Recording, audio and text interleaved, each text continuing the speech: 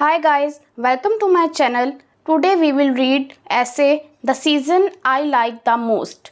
Let's get started. There are 4 seasons in a year: spring, summer, autumn and winter.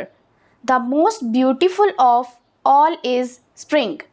During this season, it is neither too cold nor too hot. Flowers are different colors and songs of birds add to our joy.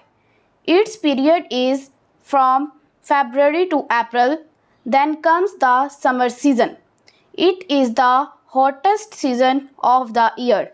Canals, streams and tanks dry up. People pray for rain. This lasts up to September. In September, autumn season starts. It lasts up to October. It is a period of fair weather. Trees shed off their leaves. After autumn comes winter.